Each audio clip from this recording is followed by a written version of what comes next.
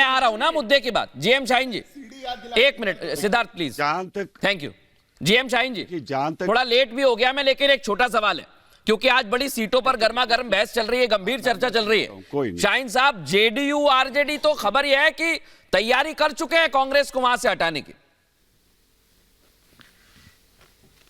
नहीं, देखिए ऐसा कुछ नहीं है मिथुल जी। मैं क्लियर करना चाहता हूं, हमारी कोई भी स्टेट हो, पंजाब की स्टेट हो, दिल्ली की स्टेट हो, साउथ की स्टेटें हो, हमारी कलकत्ता की वेस्ट बंगाल की सीटें हो, बिहार की सीटें हो, एक फैसला हुआ इंडिया गठबंधन में, सभी लोग मिल बैठ के अपना अपना प्रपोजल रखेंगे और उसमें सभी दलों के लोग बैठकर ये डिसाइड तय करेंगे कि कौन कहां पे प्रपोजल बनाना।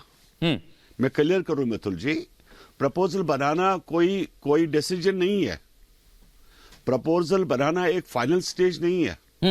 प्रपोजल जो है हर एक, जो आपने पिछली दफा भी जो इंडिया गठबंधन की मीटिंग हुई थी उसमें देखा होगा कि ये डिसाइड हुआ था, सभी लोग अपना प्रपोजल बनाएंगे, उसके बाद इंडिया गठबंधन की बैठक में लाया जाएगा और डिसाइड किया जाएगा कौन। देखिए जाहिर सी बात है, जहां पे कांग्रेस जो हमारा जो सहयोगी दल है इंडिया गठबंधन में, तौसीफ जी को ले आइए एक बार कि हम सबसे ज्यादा सीटों पे लड़े, बिल्कुल लड़े। उसमें एक सेकंड में हाँ, आप कंप्लीट करिए, कंप्लीट करिए। सभी लोगों का जो शक यहां पर पैदा होता है, हाँ, जो बंगाल में ममता बनर्जी भी चाहेगी कि हम लोग सभी सीटों पे लड़े, लेकिन ये तय कौन करेगा?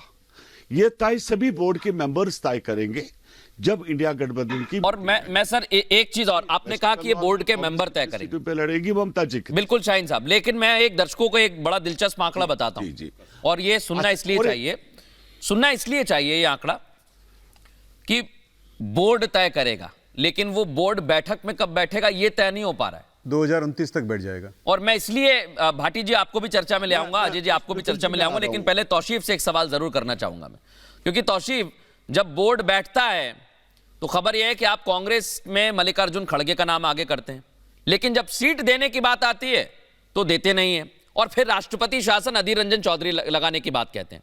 तो ये चल क्या रहा है? या तो आप में और कांग्रेस में विवाद की स्थिति है, या फिर अधीर रंजन चौधरी और मल्लिकार्जुन खड़गे के बीच में कोई विवाद चल रहा है। मैं अजय जी से जानूंगा, पहले तौसीफ बोले। नहीं, आप वापस से उस सवाल पे आए, लेकिन आपके सवाल का मैं उत्तर दूंगा उससे पहले मैं, क्योंकि अभी बीजेपी के प्रवक्ता मेरी स्टेट बंगाल को गाली दे रहे थे, वो कह रहे थे कि बंगाल घेटो बना दिया, तो मैं इसको बहुत ऑब्जेक्शन। आपके काम है ऐसे गाली कहां? सिद्धार्थ, मैं मौका दूंगा, इसके बाद तुरंत उन्होंने बोला बंगाल को घेटो बना दिया है।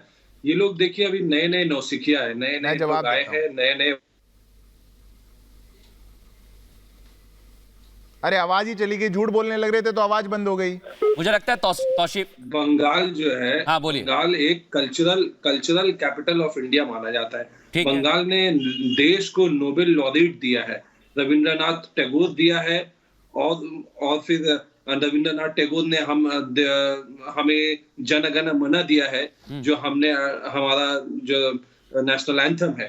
तो जो लोग इस तरह की बातें करते हैं बंगाल के बारे में, मुझे बहुत दुख होता है। मैं उम्मीद कर रहा था कि आप एज ए एंकर कहेंगे कि भाई आपको जो बुरा भला बोलना है, तृणमूल के नेता को आपको जो बुरा भला बोलना है बोलिए, कांग्रेस के नेता को बुरा भला बोलना है बोलिए, गाली दीजिए और समझ में आएगा। लेकिन आप पूरे बंगाल को आप कैसे गाली दे सकते हैं? आपने तौसीफ जी बात कही बंगाल के लिए, नेशनल फ्रीडम मूवमेंट, मैं वही बता रहा हूँ तौसीफ जी, देश को बंगाल में हर तो लीजिए सर, बंगाल में आजादी के पहले से, आजादी के पहले से सर कुछ फैक्ट हमें ये बताते हैं कि बंगाल में बहुत सारी लड़ाइयां लड़ी गई,